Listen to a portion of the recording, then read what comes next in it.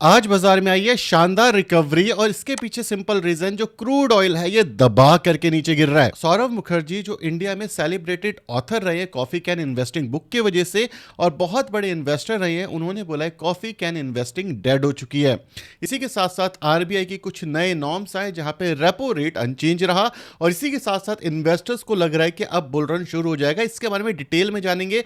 सो अगर आप नए हो इस चैनल पे तो सब्सक्राइब कर देना, पुराने हो तो लाइक कर देना। शुरू करते हैं वीडियो। शुरुआत करते हैं आज की मार्केट से। ताबड़तोड़ तरीके की गेन है, मतलब ऐसे गेन शायद ही देखने को मिलते हैं। लेकिन एक इंटरेस्टिंग चीज जो आपको पता होनी चाहिए, सबसे पहले बैंक निफ्टी तगड़े तरीके से भागा है, करीब करीब 6%। कभी एक इंडेक्स को इतना भागता हुआ देखा है? नहीं। मतलब क्या है, अगर रिकवरी आई तो बैंक निफ्टी तोड़ते हुए भागेगा ऊपर की साइड, ये आपकी नजरों में होना चाहिए। दूसरा जो सबसे ज्यादा तेजी से भागा है वो कौन सा है?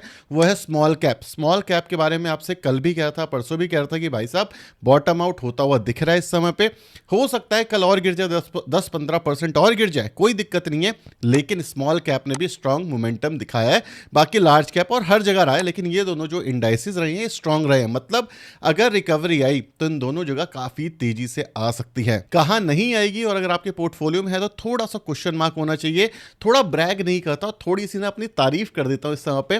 सुबह 6 बजे मैंने ये पोस्ट की थी कम्युनिटी मेंबरशिप के ऊपर और उसके बाद दूसरा पोस्ट मैंने किया था करीब 3 बजे के आसपास, और दोनों के बीच में आप देख सकते हो हार्डली एक दिन का काम हुआ है और एक दिन के अंदर क्या हुआ है आपके सामने है। मैं कोई ब्रैग नहीं कर रहा, मैं कोई नहीं कह रहा कि 100% टाइम हम सही होते हैं।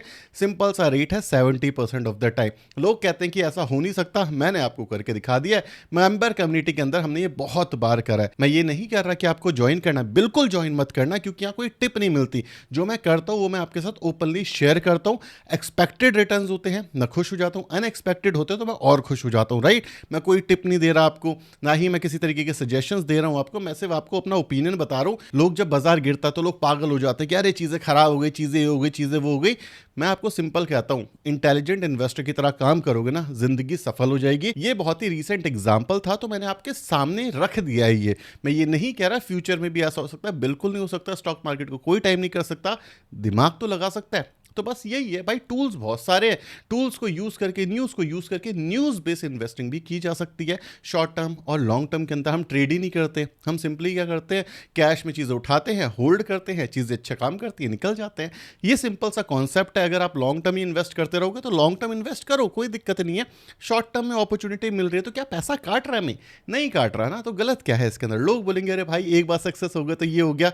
मैंने आपको 3 दिन पहले बताया था 25% पोर्टफोलियो डाउन है, आज की डेट के अंदर 7% पोर्टफोलियो अप हो गया 3 दिन के अंदर। मतलब क्या है, वो स्टॉक जब गिर रहे थे तो गिर रहे थे, जब रिकवरी आई ना, तगड़े स्टॉक्स थे, रिकवरी में पूरा रिकवर हो चुका है एक दिन के अंदर। समझ रहे हो? अब जितने लोग कह रहे थे 5% पोर्टफोलियो डाउन था उनका, कितनों का रिकवर हो पाया है? 20% रिकवरी हो गई एक दिन के अंदर, ठीक है। तो ये कोई ब्रैग नहीं है, ये सिर्फ और सिर्फ फंडामेंटली अच्छे स्टॉक्स, म्यूचुअल फंड आप जब चूज करते हो ना, जब बाजार आपको परेशान करता है तब आप काम कर पाते हो। मैंने ऐसा नहीं लॉस नहीं करा, लॉस भी करा है, लेकिन लॉस का फायदा क्या होता है कि अब कैश था, वो कैश आज मैं यूज कर पाया। जो मैंने आपको बार बार बोला था कि पाप धो लो, जो स्टॉक्स आज भी नहीं चले वो मान करके चलो अगले बुल रन में नहीं चलेंगे, बहुत ही कम चलेंगे। तो जो चले हैं, जो स्टॉक्स आपके पोर्टफोलियो में अच्छे हैं, उनके ऊपर नजर रखो। अगर आप डाउन साइड एवरेज के चक्कर में पड़ जाओगे, जो नहीं चल रहा है उसके चक्कर में पड़ जाओगे और सोचोगे कि रिकवरी में रिकवर हो जाए, मुश्किल है। आज की रिकवरी में होना चाहिए था एटलीस्ट 1-1.5% अप होना चाहिए था, नहीं हुआ तो दिक्कत है। ये क्वेश्चन अपने पोर्टफोलियो से पूछना। अभी जाकर के देखो आपके पोर्टफोलियो में कौन से म्यूचुअल फंड और कौन से स्टॉक्स हैं जो कि एटलीस्ट 1% से ऊपर नहीं गए, उसके ऊपर दोबारा एनालिसिस करो। अगला इंपॉर्टेंट टॉपिक है सौरभ मुखर्जी का। अब क्यों हम सौरभ मुखर्जी की बात कर रहे हैं? इंडिया के अंदर one of the best fund managers में से आते हैं, सेलिब्रेटेड ऑथर्स में से आते हैं, और जो इनकी इन्वेस्टिंग स्टाइल है आपके साथ पूरी तरीके से मिलती है। इसको कहते हैं coffee can investing. Coffee can investing ये कहती है कि बाय करो और भूल जाओ, ठीक है। ये बिल्कुल आपकी इन्वेस्टिंग स्ट्रैटेजी, आप ही कहते हैं लॉन्ग टर्म के लिए, है ना। अब ये क्या कहते हैं, almost a decade coffee can investing idea is dead, मर गया है ये आइडिया। इन्होंने बोला है कि कंजम्पशन चल नहीं पा रहा, वो घुटनों के बल रेंग रहा है इस समय पे, और जो मोट वाली कंपनी है वही खुद कंपाउंड नहीं कर पा रही, और इंडिया जो है वो आगे की साइड चल रहा है 1991 स्टाइल के क्राइसिस की साइड। 1991 में क्या होता आपको ही पता, मुझे ही पता, तो इस पर ना ज्ञान दूं बेटर रहेगा। उसके बाद ये कहते हैं कि जो जॉब है इंडिया के अंदर वो 8 मिलियन ग्रेजुएट्स आते हैं, जिसमें से आधे अनएम्प्लॉयड है और एआई के आने के बाद और भी ज़्यादा अनएम्प्लॉयड रहने वाले हैं, ठीक है। दूसरा इन्होंने बोला कि जो रियल इनकम है वो कहीं गई नहीं। जो निफ्टी 50 के एम्प्लॉय हैं, जो इंडिया की सबसे बड़ी 50 कंपनियां हैं, उनकी अर्निंग 10 लाख से 2016 में 10 लाख थी, आज की डेट में सिर्फ 11 लाख हुई है। मतलब 1% CAGR बढ़ा है। मतलब क्या हुआ, ऑलमोस्ट ना के बराबर सैलरी बढ़ी है लोगों की। इससे मैं डिसएग्री करना चाहूँगा, क्योंकि भाई साहब अगर कोई मेहनती इंसान है तो वो कंपाउंड कर गया। 2016 में जो मेरी सैलरी थी उससे मैं बहुत आगे बैठा हुआ हूँ। अब मैं फिर से यही बोलूँगा कि भाई मेहनत करनी ज़रूरी है। जो मेहनत नहीं करेगा, जो ज़्यादातर लोग नहीं करते, तो नहीं बढ़ेगी। और ये एवरेज लोगों की बात ही कर रहे हैं जो मेहनत नहीं करना पसंद करते। सो यहाँ पर सैलरी नहीं बढ़ी है, विच इज़ ट्रू। अगर आप जॉब चेंज नहीं करोगे तो सैलरी नहीं बढ़ती है। अब इसके बाद क्या बोलते हैं कि भाई साहब जो डेट है वो एक्सप्लोड हो गया और house hold financial saving percent के अंदर हम 50 साल पीछे जा चुके हैं। इन्हीं के साथ साथ इन्होंने काफ़ी सारी चीज़ें बताई हैं, ये आप देख सकते हो। तो इससे क्या पता चलता है, सौरव मुखर्जी जो कि एक टाइम पे इंडिया के ऊपर बहुत ज़्यादा बुलिश थे, इस तरह पे कॉशियस हो चुके हैं। ये नहीं कह रहे कि भाई हमें स्टॉक को बेच देना चाहिए, म्यूचुअल फंड को बेच देना चाहिए। ये कह रहे हैं कि कॉफ़ी कैन की इन्वेस्टिंग जो है वो काम नहीं करेगी। कॉफ़ी कैन इन्वेस्टिंग का मेन रीज़न होता था कि हाई ग्रोथ वाली कंपनी पकड़ो, जिसका मैनेजमेंट अच्छा हो, मैनेजमेंट क्लीन हो, उसको होल्ड करो, आने वाले 10-15 साल तक काम हो जाएगा। लेकिन ये कह रहे हैं कि अब ये पॉसिबल ही नहीं है, क्योंकि जिनके पास मोट है, जैसे कि एशियन पेंट हो गए, डी मार्ट हो गए, ये कंपनी ही ग्रो नहीं कर पा रही। इनके जो ग्रोथ आ रहे हैं, मतलब जो रेवेन्यूज आ रहे हैं, वो सिंगल डिजिट आ चुके हैं। तो ये कंपनी कहाँ से ही प्रॉफिट दिखाएगी? इसको कहते हैं स्टैगफ्लेशन। स्टैगफ्लेशन वाली सिचुएशन में हम जा रहे हैं, जैसे 1991 के आसपास हुआ था। लोगों के पैसा नहीं था खर्च करने के लिए, तो कंपनीज ऑलमोस्ट डाइंग सिचुएशन में पहुंच गई थी। ये एक कंसर्निंग बात है, बिल्कुल कंसर्निंग बात है। और इस समय पर जो वॉर्स हो रहे हैं, ये देख करके आपको एक और चीज समझ आ गई कि चाइना मैन्युफैक्चरिंग हब है, यूएस सुपर पावर है, जो रशिया है वो कहीं ना कहीं ऑयल पे डिपेंडेंट है। उसके बाद अब इससे फाइनेंशियल सिस्टम से कोई फर्क नहीं पड़ता।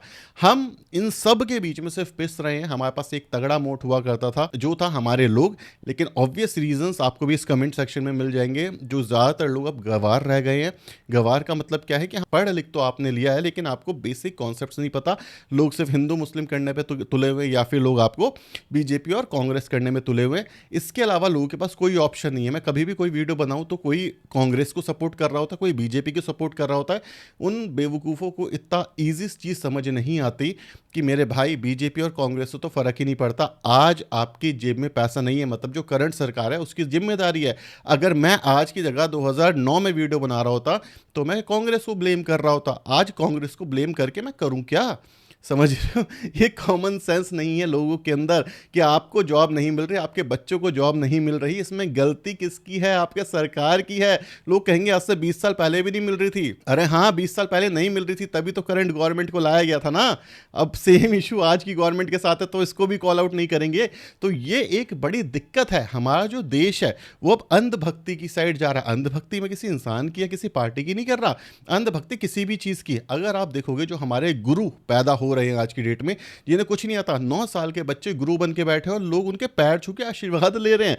यहां तो हम मूव कर रहे हैं, दुनिया जा रही है साइंस की साइड, हम जा रहे हैं भगवान की साइड। अरे भगवान को पूजो, भगवान को मतलब मानो, सब करो। अरे 9 साल का बच्चा जिसने खुद जिंदगी नहीं देखी, वो आपको जिंदगी की राह क्या दिखाएगा?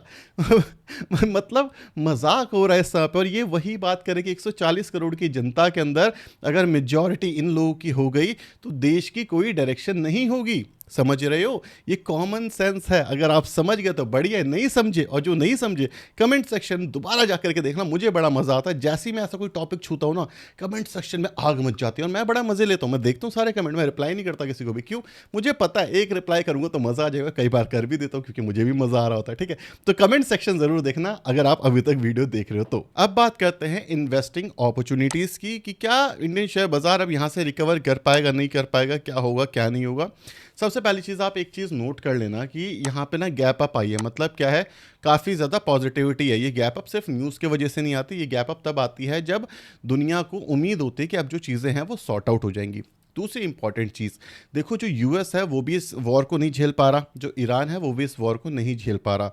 जो 10 पॉइंटर प्लान ईरान ने भेजा है इस समय पे यूएस को, उसके अंदर बेसिकली क्या है इसको समझना जरूरी है। वो ये कह रहा है कि जो मेन 2 कंसर्न थे कि आप हमें पैसे दो जो भी आपने तबाही करी है, दूसरा आप मिडिल ईस्ट से निकल जाओ, अपनी बोरिया बिस्तरा पैक करो, निकल जाओ। उसने ये दोनों पॉइंट ही नहीं लगाया है। उसने एक पॉइंट लगाया कि स्टेट ऑफ हमुस ईरान के कब्जे में रहेगा, मैं यहाँ पर एक टोल लगाऊंगा। मुझे लगता है ये वन ऑफ द इंपॉर्टेंट में से है कि भाई ईरान स्टेट ऑफ हार्मुज को कंट्रोल करेगा तो चीज़ें दिक्कत वाली हो जाएंगी। जो यूएस का प्रेसिडेंट है डोनाल्ड ट्रंप, उसने ये बोला है कि जो वो करने आया था ईरान के साथ वो कर चुका है, उसका काम पूरा हो चुका है। इससे भी इंपॉर्टेंट चीज़, जो ट्रंप के सलाहकार होते हैं, जैसे इंडिया में भी सलाहकार होते हैं ना, उन्होंने ये बोला डोनाल्ड ट्रंप पे कि भाई जो प्लान आया वो मान जाओ, अगर ये नहीं मानोगे तो ये एस्केलेट हो जाएगी, ऐसे कोई बड़ी इशू भी नहीं है, मानो और निकलो इस सिचुएशन से। तो डोनाल्ड ट्रंप को अब जो लोग सजेशन दे रहे हैं, चाहे उसकी खुद की टीम के लोग हों, मीडिया वाले हों, अब वो उसको सजेस्ट कर रहे हैं कि भाई खत्म करो इस वॉर को, आगे बढ़ो जिंदगी के अंदर, अदरवाइज इन्फ्लेशन इतना ऊपर जाएगा आपको पता भी नहीं चलेगा। और चांसेस हाई हैं कि ये शायद हम वॉर की क्लोजिंग की साइड जा रहे हैं। क्या मैं ये कह रहा हूँ कल क्लोज हो जाएगा? बिल्कुल भी नहीं। मैं मान के चलता हूँ 1 महीना और मान लो, 1 डेढ़ 2 महीने और मान लो, किसी को नहीं पता। मुझे ये लगता है कि अब बाजार बहुत ज़्यादा नीचे नहीं आएगा, क्योंकि देखो कोई भी चीज़ का ना इम्पैक्ट होता है। जैसे कोविड के फर्स्ट वेव का इम्पैक्ट हुआ था, कोविड की सेकेंड वेव का इम्पैक्ट नहीं हुआ था, ठीक है। अगर आप देखोगे वर्स्ट सिचुएशन क्या है, वर्स्ट सिचुएशन 2% डाउन, जहाँ तक हम नीचे गए थे उसके बाद, और उससे भी वर्स्टेस्ट कंडीशन कौन सी होगी भाई साहब, 11% डाउन। इससे नीचे तो मुझे नहीं लगता बाजार जाएगा। हमारा बाजार वैसे भी अंडर वैल्यूड है। सो अगर आप 11% खोने को तैयार हो तो मेरे हिसाब से एसआईपी करते रहनी चाहिए। और तैयार हो या नहीं हो यार, अगर आप एसआईपी नहीं कर सकते बाजार की गिरावट के अंदर तो आप नहीं गेन्स कर पाओगे। आप यहाँ पर देखो ना, मैंने आपको क्या बताया था, बार बार मैं एक ही चीज़ बताता रहता हूँ, लेकिन क्या ही फ़र्क पड़ता है उस चीज़ से, ठीक है। लेकिन एक और बार बता देते हैं कि शायद किसी को फ़र्क पड़ता हो।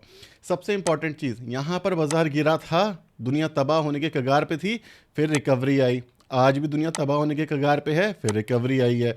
फिर बाजार गिर जाएगा, हाँ भाई फिर गिर जाएगा। यहाँ से क्या ये सीधे जाएगा? बिल्कुल नहीं, फिर गिरेगा बाजार। लेकिन उसके बाद फिर रिकवरी आएगी, जैसे यहाँ पे आई थी बिल्कुल आई थी वैसे यहाँ पे आ जाएगी। तो आप एक डायरेक्शन में नहीं देख सकते। इंसानों का फ़ायदा क्या है कि इंसान ऐसे नहीं देखता कि भाई लेफ्ट राइट नहीं, इंसान का फ़ायदा क्या है, वो लेफ्ट राइट सेंटर सब जगह देख सकता है। सो सुनी सुनाई बातों पे नहीं, डेटा पे इन्वेस्ट करो। डेटा आपको बता रहा है कि स्विंग हो सकता है, आपकी मर्जी है, करना चाहो करो, नहीं करना चाहो मत करो। लेकिन रिकवरी के बाद ज़्यादातर लोग आएंगे। और सिर्फ 4 दिन पहले तक जो लोग आपको कह रहे थे कि चीज़ें बर्बाद हो जाएंगी, आज वही लोग आपको कहते हुए दिखेंगे कि चीज़ें इससे बेस्ट नहीं हो सकती। आप मेरी लास्ट जाकर के कितनी वीडियोस उठा करके देख लो, हर वीडियो में आपको सेम चीज़ दिखेगी। एसआईपी अब रोक दी तो कोई फ़ायदा नहीं है। मेरा काम है आपको सही चीज़ समझाना जो डेटा बैक्ड है। मेरा अपना ओपिनियन नहीं है इसमें, ये डेटा बैक्ड है। अगर मैं आपको वो समझा सकता हूँ, मैं सफल हो गया। अगर कोई एक इंसान भी इससे चीज़ समझ पाया, स्टॉक मार्केट कैसे इन्वेस्ट करते हैं ये समझ पाया, मेरा काम हो गया। इसलिए मैं सेम चीज़ बार बार रिपीट करता। मैं आपको नहीं कह रहा कि आपको सब्सक्राइब करना, लाइक करना, करना है करो, नहीं करना मत करो, ये आपकी खुद की इच्छा है। लेकिन मेरे भाई सिंपल सी बात है, डर करके बेचोगे ज़िंदगी में कुछ नहीं हो पाएगा। मैं ये नहीं कह रहा कि अब चीज़ें सही हो जाएंगी, बिल्कुल भी सही नहीं होंगी। ये रिकवरी आ भी जाती है ना तो भी चीज़ें खराब ही रहेंगी। ऐसा मैं क्यों कह रहा हूँ, ये आर्टिकल पढ़ो। जो आरबीआई है वो अपने रेपो रेट को अनचेंज कर रहा है 5.25% के आसपास, ठीक है। इसका जो रेपो रेट था वो पहुंच गया था करीब करीब 6 के आसपास, ठीक है। 6 से थोड़ा ऊपर चला गया था। अब गिर गिर करके कितना आ चुका है, ये हमारा आ चुका है 5.25। उम्मीद क्या थी कि रेपो रेट गिरेगा, गिरा नहीं गिरा। क्यों? क्योंकि इन्फ्लेशन के कंसर्न बढ़ रहे हैं। मैंने आपको क्या बताया था, वॉर खत्म हो भी जाए तो इसके रिपल इफेक्ट आपको आगे देखने को मिलेंगे। ये रिपल इफेक्ट ही है, अदरवाइज जो रेट कट है ना ये और ज़्यादा हो जाता आज की डेट में, और बैंकिंग और एनबीएफसी भागना शुरू कर देती। लेकिन पॉज कर दिया, क्यों कर दिया? ताकि क्योंकि इन्फ्लेशन को कंट्रोल किया जा सके। जब रेट चेंज होता है तो बेसिकली क्या होता है, जब रेट चेंज होता है तो बेसिकली लिक्विडिटी आती है, मतलब ग्रोथ और ज़्यादा इंप्रूव की जाती है। लेकिन लिक्विडिटी के साथ साथ इन्फ्लेशन भी आता है। तो ये जो रिसेंट मार पड़ी है हम सबको ईरान वॉर के वजह से, इसका इम्पैक्ट हमारी इकोनॉमी पे होना शुरू हो चुका है। आरबीआई आपको हिंदी में बता रहा है, समझ पाओ तो समझ जाओ, नहीं समझ पाओ तो मत समझो, ठीक है। तो ये चीज़ मैंने आपको साफ साफ बताई थी कि रिपल इफेक्ट आएंगे। रिपल इफेक्ट आपको देखने को मिल चुके हैं। वो जो झटका मिला है वो हमारी इकोनॉमी की जो ग्रोथ है उसको स्लो डाउन करेगा। मतलब जो रिकवरी है, ये रिकवरी आएगी, लेकिन ये कोई बुल रन नहीं है। यहाँ से समझ रहे हो, ये एक रिकवरी है।